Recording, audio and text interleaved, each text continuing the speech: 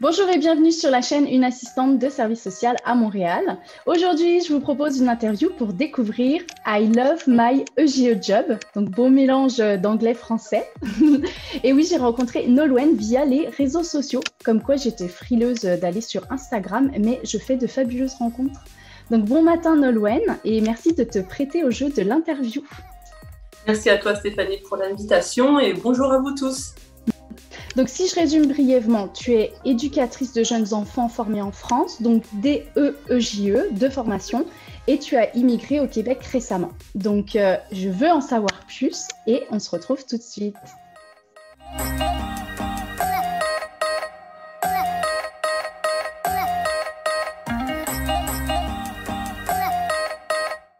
Eh bien, c'est parti, Nolwenn. Est-ce que tu pourrais te présenter notamment ton parcours professionnel et académique? Très bien. Alors moi, au niveau déjà académique, j'ai commencé mes études pas du tout dans la petite enfance. J'ai commencé par un BEP Vente Action Marchande et j'ai continué dans le sens du commerce pour aller vers un bac Action Commerciale et Communication pour continuer dans le commerce et faire un BTS Management des unités commerciales. Sauf que là, je me suis rendu compte que ce n'était pas du tout mon truc. Et je me suis alors lancée dans la petite enfance, enfin d'abord dans l'enfance, comme animatrice dans les écoles maternelles et primaires en Bretagne. Et je me suis rendu compte que c'était vraiment ce qui me plaisait, l'enfance, et particulièrement la petite enfance.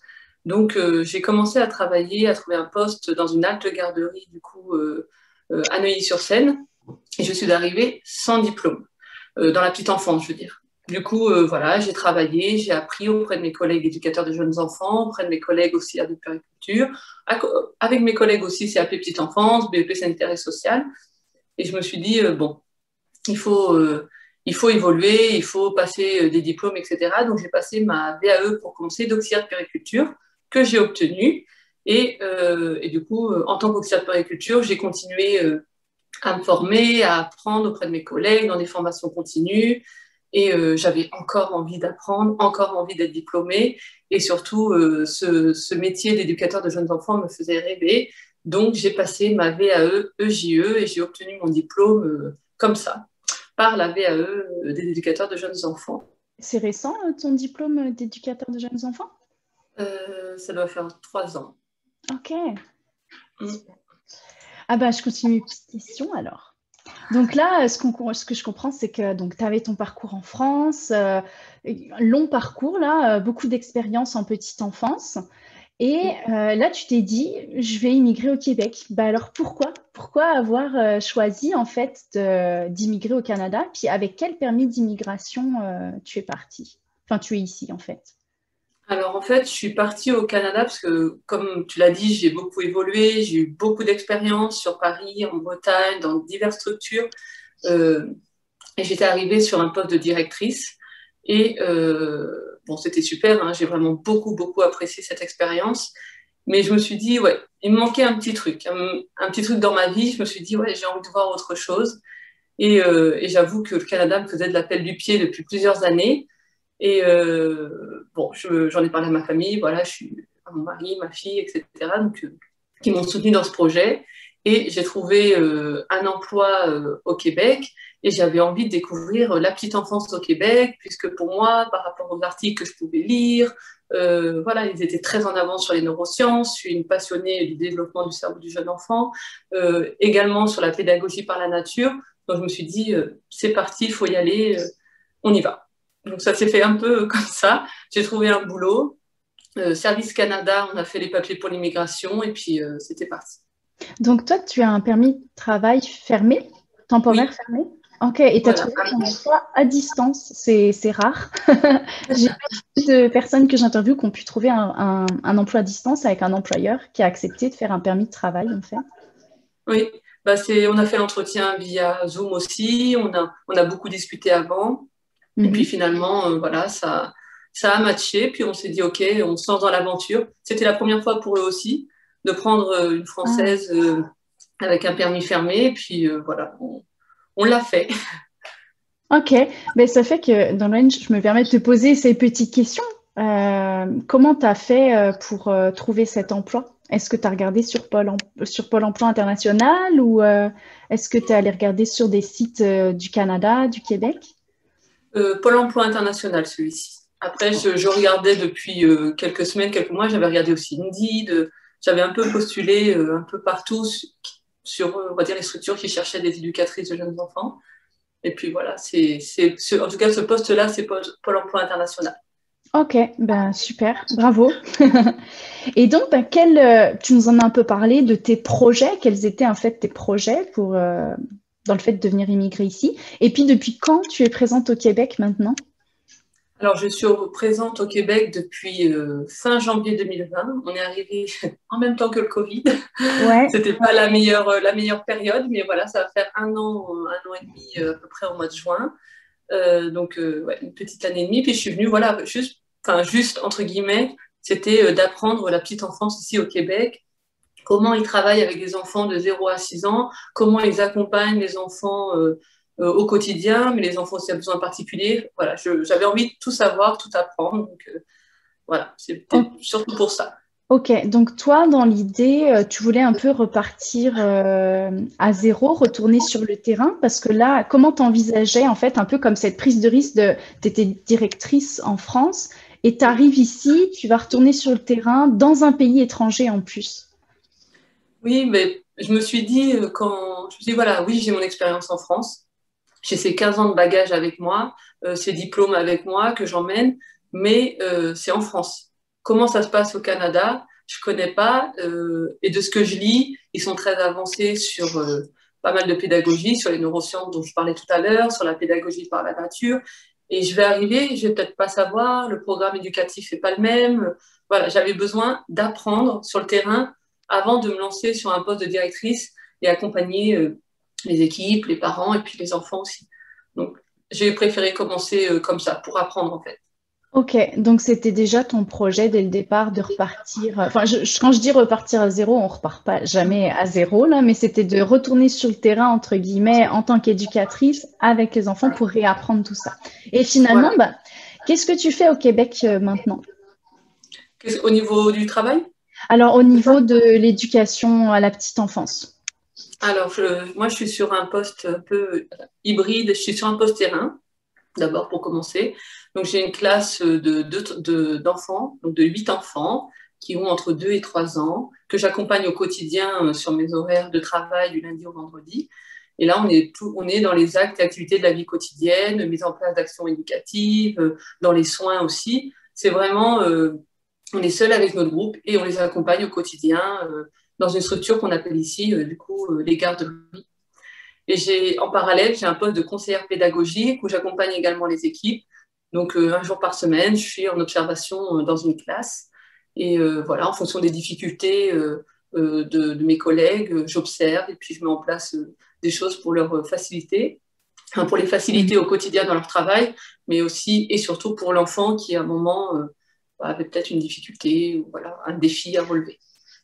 Ok, j'entends que tu parles de classe. Est-ce que tu es dans une école? Là, le son a peut-être un petit peu bugué. Tu disais que tu étais dans une garderie. Mais le vocabulaire, on dit que tu es dans une classe. C'est ça ce que je comprends? Voilà, l'académie, c'est une académie préscolaire, plus liée, Ah, d'accord. plus tournée vers l'art. Et donc, on accueille Mhm. des enfants de 12 mois à 6 ans. Et à partir de la classe des 2 3 ans, là, c'est des classes. Avant, c'est une pouponnière. On dit que c'est une pouponnière avant les 2 ans. Puis après, c'est des classes. Ok, d'accord. Et en fait, ben, quelles sont les possibilités d'emploi pour les éducateurs, éducatrices de jeunes enfants de France, en fait, enfin, qui viennent de France ou peut-être d'Europe, d'après ton expérience? Alors, il faut savoir, quand on arrive ici, je sais que tu en avais parlé, une évaluation comparative. Tu réajusteras hein, si je me trompe dans les termes, mais on est considéré ici comme des éducatrices à l'enfance, en parallèle de notre métier, notre diplôme d'éducateur de jeunes enfants en France. Et du coup, on peut s'occuper, on peut prendre soin des enfants de 0 à 12 ans ici, dans les structures type garderie, crèche, mais également l'école maternelle et primaire, voilà, partout au Québec. Et quand on parle de CPE, Centre à la petite enfance, c'est pas un employeur aussi potentiel? Est-ce que ça fait partie des garderies? Alors Est-ce que oui, tu le alors sais? les CPE, c'est les centres à la petite enfance, c'est du public en fait, c'est l'équivalent des crèches publiques en France. Et du coup, donc, ils sont subventionnés par l'État. Mhm. Ils se réfèrent au programme éducatif du Québec qui accueille la petite enfance. Et donc, voilà, ça, c'est du public. Et à côté de ça, il y a les garderies privées. Alors après, il y a les subventionnés, non subventionnés. Enfin, le fonctionnement Mhm. est un peu différent. Enfin, il y a des similitudes avec la France, mais ça reste quand même sur certaines choses aussi différentes. Enfin, bon, Donc là, ce que je comprends, c'est que toi, tu es plus dans la partie privée, tu travailles dans le oui, privé et oui, pas dans le public avec les CPE. non. Ok. Est-ce que tu pourrais nous dire, on entend tout le temps éducatrice qualifiée, éducatrice non qualifiée, est-ce que tu sais la différence? Alors, éducatrices qualifiées, c'est des éducatrices qui ont eu un diplôme ou un certificat. Donc, ici, il y a l'AEC qui se fait en 1 an, ou alors c'est un DEC en 3 ans, qui est éducatrice à l'enfance qualifiée. Donc, c'est soit elles ont un AEC ou un DEC. Et les Juste, éducatrices, juste pour oui, préciser, un AEC, c'est une attestation d'études collégiales et un DEC, c'est un diplôme d'études collégiales. voilà, merci. Et les éducatrices non qualifiées, c'est des éducatrices qui ont souvent zéro expérience dans la petite enfance, zéro diplôme, qui cherchent un boulot, qui postulent et à qui on donne la chance de travailler auprès du jeune enfant. Ok. Ou potentiellement, ce que je comprends, des personnes qui ont de l'expérience dans la petite enfance, mais qui n'ont pas le diplôme qu'il faut pour pouvoir devenir qualifié, entre guillemets. Par exemple, quelqu'un Également, qui est quelqu'un oui, qui a un BTS ESF, ici, aurait un DEC technique en travail social, bah, ne serait pas considéré comme qualifié, même si elle a des années d'expérience en petite enfance. oui, voilà, oui. Oui, oui, c'est ça. Après, enfin, ces éducatrices non qualifiées qui ont déjà de l'expérience en structure petite enfance ont l'expérience, mais du coup, ça se peut aussi qu'on ait en zéro. Ça dépend du candidat, tout simplement. Ok. Est-ce que tu, Alors, on va revenir un peu sur ton emploi. Moi, tu m'as donné un peu l'eau à la bouche de qu'est-ce que tu fais exactement. Est-ce que tu peux nous présenter plus précisément ce que tu fais dans ton emploi, enfin dans tes emplois, puisque tu es éducatrice à la petite enfance et conseillère pédagogique. Est-ce que tu pourrais nous présenter d'abord en tant qu'éducatrice 1 ou 2 journées type? Tu sais, quelles sont tes missions? Puis est-ce que ça se rapproche de l'EJE en France, de France? Alors, pour moi, par exemple, une journée type, déjà, les horaires sont les mêmes tous les jours. Donc, je fais 8h, 17h chaque jour du lundi au vendredi. Et, euh, et moi, dès le matin, dès que j'arrive, entre guillemets, je vais chercher les enfants de mon groupe qui sont avec une autre éducatrice qui est arrivée plus tôt. Et donc, je récupère mon groupe à ce moment-là. Et la matinée, euh, on assure en fait la journée de l'enfant un peu à la manière de la France. On, on accueille l'enfant. Alors, il y a quand même une petite différence avec ce fameux Covid, c'est qu'on ne voit plus les parents. Donc, le parent ne rentre plus dans la structure, en tout cas dans la nôtre. Et du coup, il y a plus ce contact avec le parent qui, des fois manque un peu quand même, on peut le dire. Mais du coup, dès que j'ai des enfants, les enfants arrivent, ils sont en jeu libre, voilà, ils sont dans leur classe, ils retrouvent les jouets, etc. Mhm. Donc, à peu près pendant 1 heure. Ensuite, ils ont une collation. Là, on se pose, voilà, on regarde ensemble le fruit, on discute un peu, on parle beaucoup. Enfin, de toute façon, je parle tout le temps avec les enfants. Donc voilà, là, on prend la collation, ils mangent, etc. Puis on se met d'accord sur ce qu'on va faire après, ce qu'on leur demande. Ils ont grandi, ils parlent, et ils savent ce qu'ils veulent. Donc, on se met d'accord ensemble, je leur propose 2, 3 choix et puis on se met d'accord. On prévoit Euh, à l'avance un peu des activités, puis c'est eux qui ont la possibilité de choisir voilà, c'est ça un de peu. manière démocratique, en fait. C'est ça que je C'est comprends. ça, c'est ça. Super. C'est ça exactement. Ouais.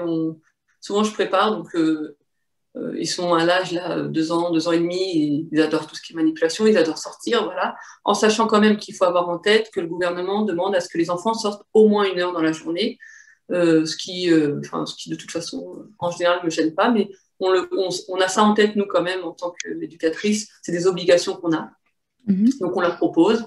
Donc ici, ils se mettent d'accord, je sais pas, pâte à sel, peinture, on sort, bref, on fait une promenade, une balade, on se met Mhm. d'accord, et puis ça nous prend quasiment de 9h30 à 11h.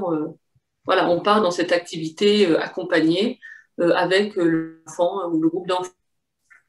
À 11h, souvent, il y a un retour dans la classe, le lavage des mains classique et début de la préparation du repas. Donc, les enfants s'installent au repas et en tout cas, dans ma structure, c'est de la liaison chaude, tout est fait sur place. Donc, elle vient, elle amène le repas des enfants. Voilà, les enfants s'installent, les enfants mangent, on discute de ce qu'on a fait le matin, euh, ils mangent tranquillement, on parle du menu, voilà, on parle de tout et de rien, tout simplement. Ensuite, bon, ils débarrassent et puis ils repartent un petit peu en jeu libre, le temps de faire des échanges, le temps de jouer tout simplement, et puis qu'il y a le ménage à faire, il y a un peu de rangement à faire après le repas. Ensuite, l'heure de la sieste, donc vers midi et demi, les enfants se couchent. C'est les mêmes lits classiques qu'on peut trouver en France, et ils dorment environ 2 heures. Ça Comment? fait penser, ils mangent tôt. Si à Ils midi et demi, mangent. c'est déjà la sieste. Oui, c'est ça, 11 heures. Ouais. Il faut savoir que la structure ouvre à 6h30, donc on a des enfants qui arrivent à 6h30 le matin. Ah ouais, donc la Donc, collation à 9h30, après, ouais, il faut 9h30, 10h, faut ouais, manger. Mm. il y a le petit déjeuner avant. Ils donnent le petit déjeuner entre 7h et 7h30, il y a un petit déjeuner. Mais là, je ne suis pas encore arrivée. Puis à 8h, Mm. j'arrive, collation à 9h. Voilà, Mm, repas ok. à 11h, 11h30.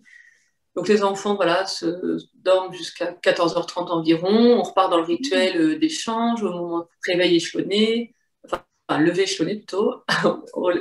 Les enfants, on change les enfants. Et puis ensuite, la collation de l'après-midi, le goûter.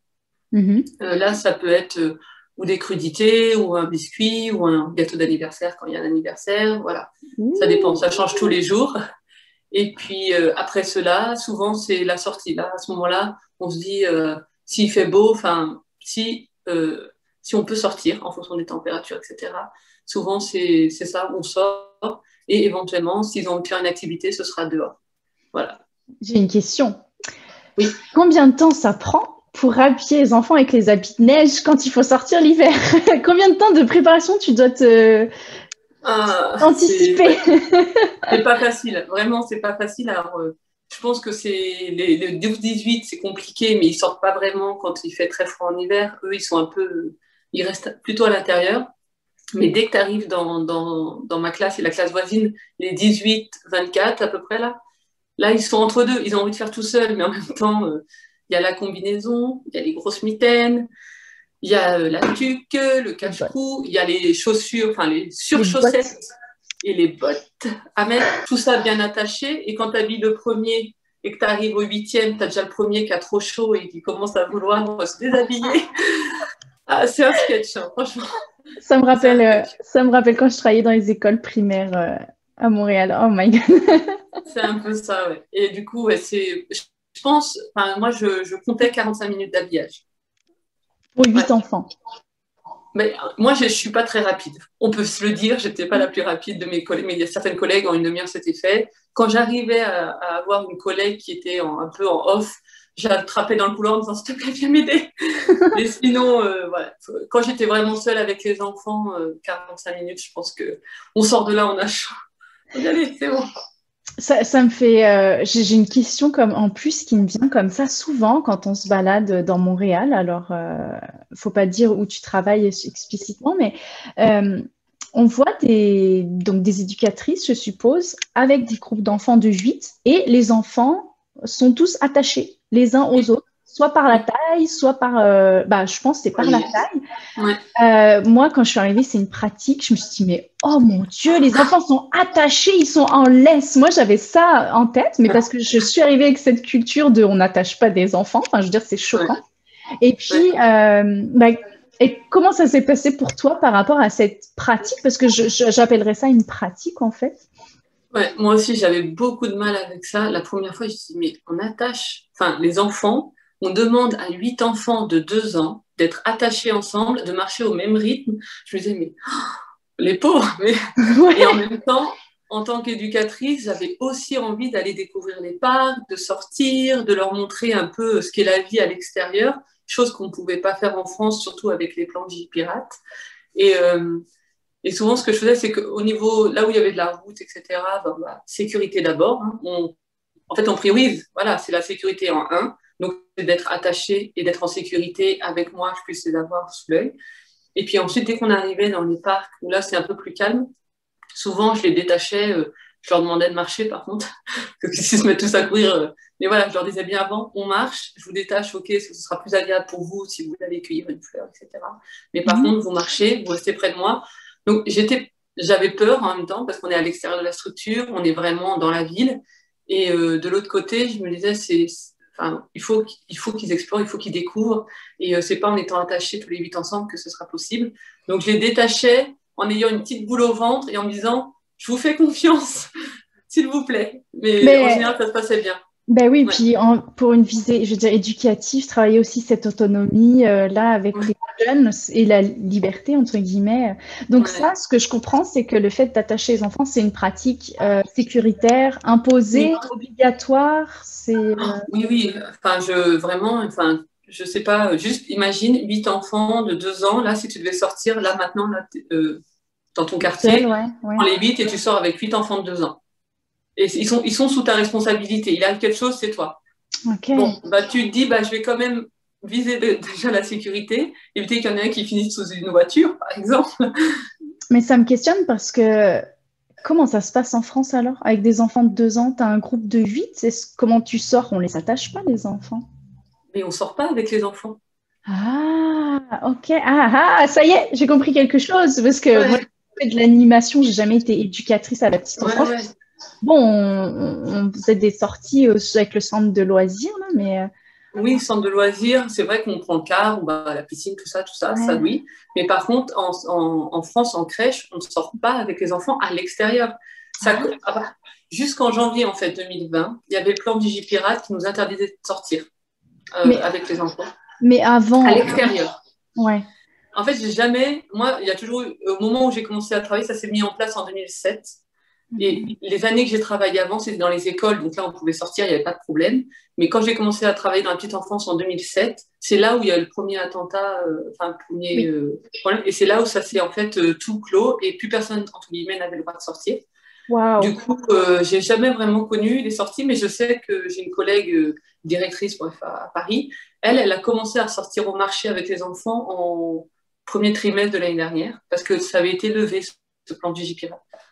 Donc, Et quand tu sors avec les enfants en France, donc je suis un peu impressionnée, moi je connais pas beaucoup de monde de la petite enfance, enfin même pas du tout. Depuis 2007, les enfants ne peuvent pas sortir. On s'entend ceux qui sont en crèche, de ce que je comprends. oui, oui, oui, bien sûr. Maintenant, les enfants peuvent ressortir, mais en France, Mhm. est-ce qu'ils sont attachés, les enfants? Et ben alors là, aucune idée, j'ai même pas pensé à demander à ma collègue, mais je crois que non. En fait, c'est en France, mais faut avoir l'effectif. C'est deux adultes, c'est un adulte pour 2 enfants. Donc en gros, Oui. tu peux pas tous les sortir en même temps.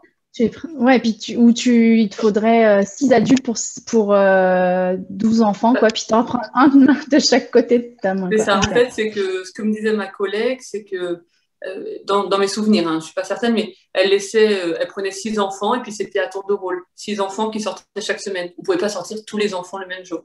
Et pendant ce temps-là, Ok. les autres, peut-être comment ça s'appelle, euh, l'agent polyvalent, voilà, venait un petit peu donner un coup de main sur le terrain en attendant qu'il ait la sortie au marché pendant une petite demi-heure, 3/4 d'heure, etc. Donc il y a une autre Ok. organisation en France, il y a une autre façon de voir. Ok. Non, non, je pense que la journée type, voilà, on va dire qu'elle est plutôt similaire à celle de France, en prenant en compte qu'on est seul toute la journée avec son groupe d'enfants. Voilà. Donc c'est De nous 8. qui gérons. Voilà, de 8 à 17, je suis toute seule avec mon groupe de 8 et je les gère, voilà, je gère ma journée avec eux en sachant que j'ai de la chance, ils commencent à parler, donc c'est un peu eux en fait qui gèrent leur journée maintenant. Et toi, dans ton idée, il y a toujours une visée éducative, d'autonomie de ces enfants-là à chaque fois dans tout ce que tu vas faire avec eux, en fait. En face de moi, ok, ce sont des enfants, mais c'est avant tout des personnes et c'est mon égal. Je leur parle comme je te parle à toi, comme je parle à ma fille, à n'importe qui, je leur Mhm. parle de la même manière. Euh, Voilà, là, tu manges, t'as faim, tu manges, t'as pas faim, tu manges pas, est-ce que tu veux goûter, etc. Mais en tout cas, voilà, je les considère comme une personne et tout, je les écoute en fait. Donc tout ce que je vais proposer derrière, effectivement, moi, je vais observer, il y aura une visée éducative, évidemment, mais c'est juste explorer, découvrir, vous êtes des adultes en devenir, soyez autonomes, ils savent ce qu'ils veulent, ils savent qu'ils aiment pas, ils savent ce dont ils ont besoin. Donc j'ai totale confiance en eux et en retour, j'attends qu'ils aient totale confiance en moi. Donc, au moins, au maximum, je fais au mieux. Voilà, c'est Ouais, pas forcément toujours parfait, mais je fais au mieux. D'accord. Puis tu instaures la relation de confiance aussi en tant que toi, éducatrice Voilà, c'est ça. responsable. Exactement. Ok, merci. Est-ce que